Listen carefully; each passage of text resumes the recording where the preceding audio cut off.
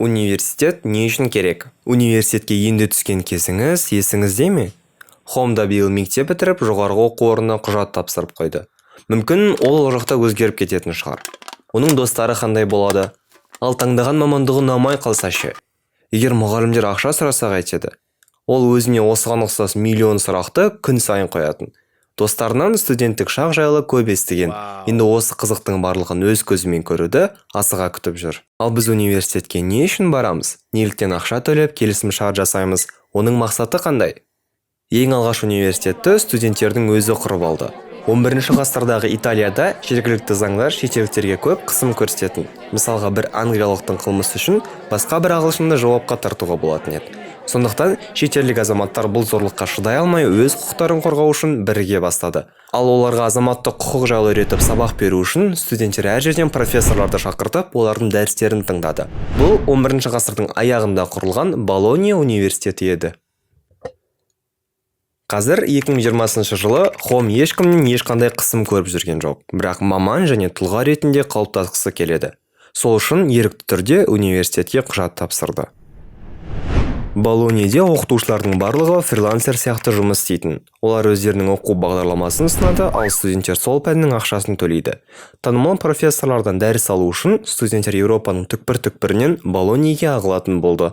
Бірлестіктің де ықпалы күшейе берді. Сөйтіп студенттер қала басшылығына мынандай талап қойды. Егер қалада өзге мемлекеттің азаматын қанайтын заңдар өзгертілмесе, университет барлық зиялы оқытушысы мен басқа жерге көшіп кетеді. Бұл жағдайда қала басты табыс көзінен айырылатын еді. Нәтижесінде қала заңдары өзгертіліп, шетелдіктерге де тең құқық берілетін болды. Студенттер профессорларға ақша төлегендіктен білім сапасы да қатаң қадағаланды. Егер дәрістер уақытылы өтпесе, немесе профессор сабағына кешігетін болса, студенттер ұйымы оқу уақытысын кешіктіріп, немесе тіпті басқа оқытушыға ауыстыра алатын.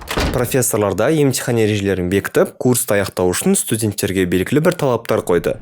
Осылайша студенттер профессорларды бақылап, профессорлар студенттерді бағалай алатын демократиялық жүйе құрылады.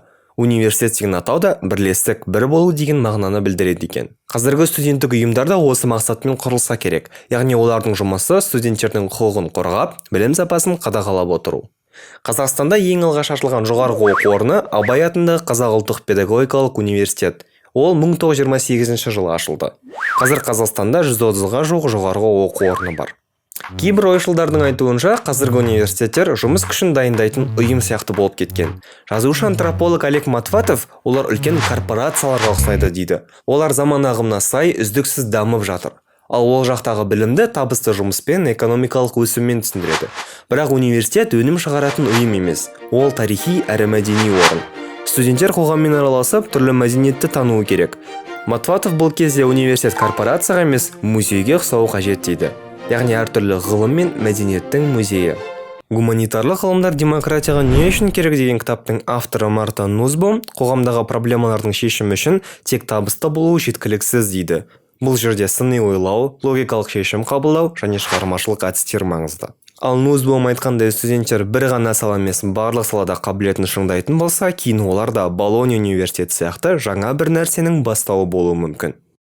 Жоғарыда сипатталған студенттің бейнесі ертегідегі қиял кейіпкері емес, ол кез келген студент бола алады. Оның ғылыми атауы да бар. Қабілетті студент, яғни бір сала бойынша терең білімі бар және қосымша бірнеше саладан хабардар адам. Стэнфорд университетінің бұрынғы президенті Герхард Каспердің айтуынша, оқушылар мамандық таңдау сияқты маңызды шешім қабылдауға міндетті емес, өйткені олардың кәсіби білімі жоқ. Ең үздік жоғарғы оқу орындары алғашқы 2 жылда кіріспе курстарға арнап, ал соңғы 2 жылда мамандығы бойынша оқытуы керек дейді ол. Қазір Стэнфорд университетінде факультеттер жоқ. Оқуға түскен талапкер 2 жыл бойы өзіне ұнаған кез келген курсты таңдап оқи алады. Ал оқудың 3-ші жылы ұнаған мамандығын таңдайды. Хомда бір сәтке Стэнфорд сияқты шетелдік оқу орнына тапсырғысы келген шығар. Бірақ оның ойлағаны басқа еді. Университет ерікті жастардың білім алып, қоғамға әсер ету үшін құрған ұйымы. Университетке бару өзінің таңдауы мен еркі екенін біледі. Білім алғысы келетініне де сенімді. Енді ол қоғамға қалай әсер ете алады? Ал бұл жайлы сіз не ойлайсыз? Университетке біз не үшін баруымыз керек? Төменде пікіріңізді қалдырып және абитуриент достарыңызды белгілеуді ұмытпаңыздар. Мәтінді дыбыстаған Балмұздақ плюс.